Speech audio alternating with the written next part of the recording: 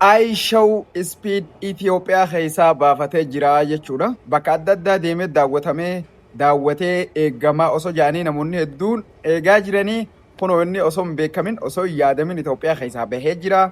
Waan akkana daddafee gaa isa baase isaaf beekaa ammoo akka gartee xiinxaltoonni tokko tokko jaanitti isin.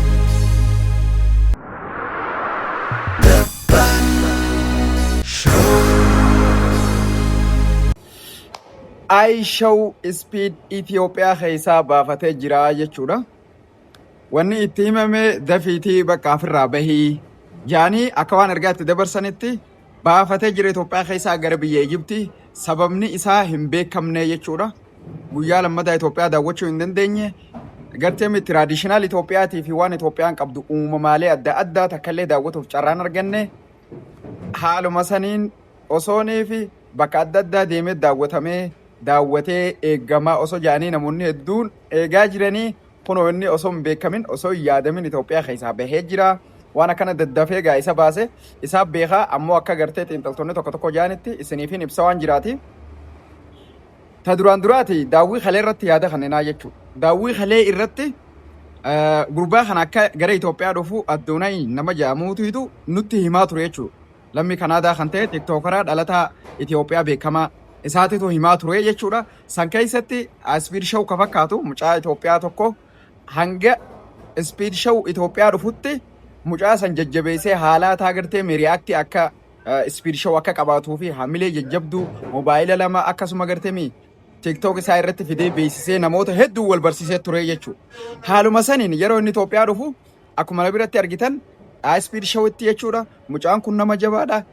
Dogmaaniidha. Akka keetitti saree istaayila saree hordofa nama jabaadha. Jabeeffamuu qaba.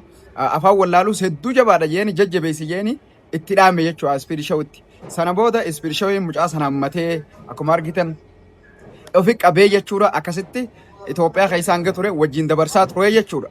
Kanarraa kan ka'e Addoonaayi waan jabduu akkasii hojjetee Speed Show wajjin haasa'uu fi gartee yaada wal jijjiiruu akkasuma footollee wajji ka'uun dhoorkanii jechuudha. Gaardonni Speed Show akkuma isinuu argitan nama famous aan Itoophiyaa keessaa jiru tokkolleen katti dhiyaatan jiru jechuudha. Nama hunda darbuu turan. Garuu Addoonaayi sababa mucaan afaan hin beeynetti itti dhiyaatee jabina mucaa itti himee ture jechuudha. Amma silaa asirratti intalli kiyya maal seetan mucaan Show Itoophiyaa hajaamu kuni Speed Itoophiyaa hajaamu kuni Addoonaayi ofitti dhiyeessuu qaba ture Speed Show itti himee jechuudha. Harkumaanillee yaamee inni translate naaf godha turjumaana naaf godha waan ta'eef jecha turjumaana kiyya jee ofitti as yaamee Speed Showin akka qacellotti moor waa'ee mucuma kanaa itti dhaamullee silaa godhuu danda'a ture jechuudha mucaan. Hanqinni bakki jiru mucaa Speed Show fakkaatu kan Itoophiyaa kana bira jira jechuudha. Maali jennaan afaan taatu hin danda'u ofitti as dhiyeessee inni anaan adda bahuun ta'u jee itti diduu qaba ture jechuudha. Akkasitti silaa Addoonaayi carraa isaa hojii haasa'uutii fi jabina isaa qacellotti itti dhaamee gartee hariiroo jabduu jidduutti uumuu danda'a ture jechuudha. Sababa hariiroon argitaniin mucaanuu dilas mara akka gartee fardeeffamu hin godhamne jechuudha. Akka jabeeffamu hin godhamne jechuudha. Bakka tanatti hanqinni mucaa jalatti hafeen jira. Mucaa Itoophiyaa Speed Show fakkaatu kana. Sila afaanillee dubbachuu baatee as fidee namni kuni nama na turjumaanu jeeni achi booda ofiifu itti hima Addoonaayi waan jira. Akka gartee ifii isaatillee akka uummanni isa eegan gara Itoophiyaa gizee invaayitii godhee dhufu Speed Show jechuudha.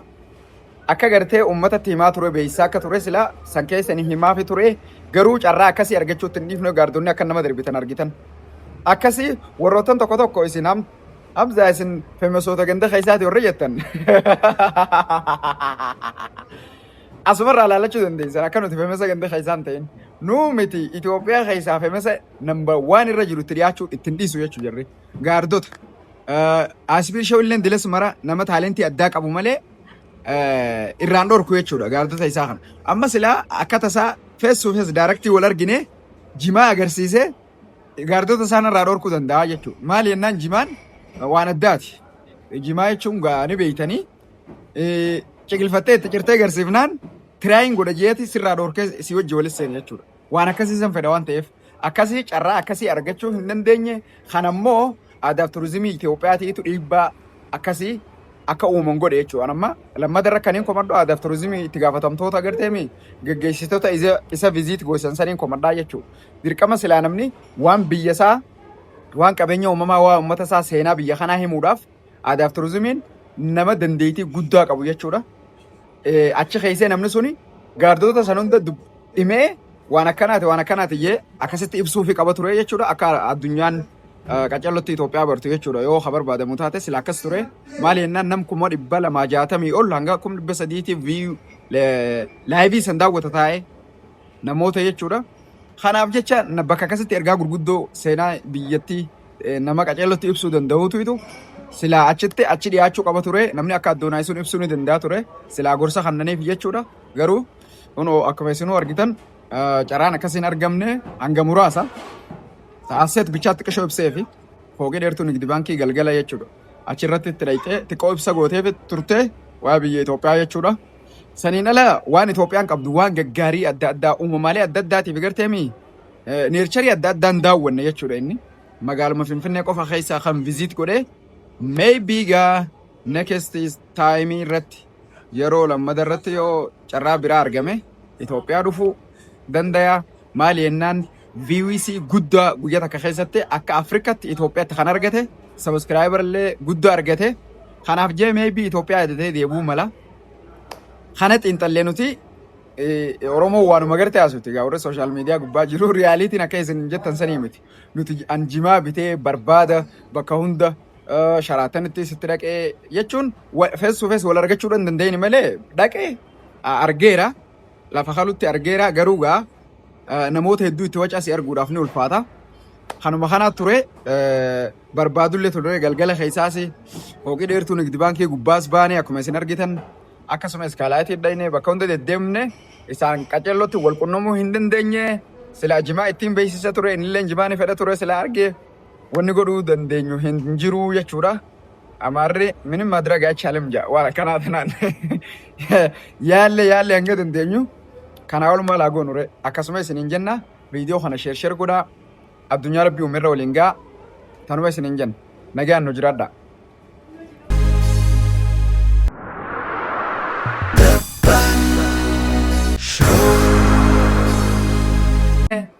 Sila jimaa ittiin beeksisa ture innillee jimaani fedha ture sila arge wanni godhuu dandeenyu hin jiru jechuudha. Amarre minim madragaa challenge waan akkanaa tanaan yaalle hanga dandeenyu kana walumaa laa goonure akkasuma isiniin jenna viidiyoo kana share godhaa addunyaa rabbii uumirra waliin gaa tanuma isiniin jenna nagaan nu jiraadha.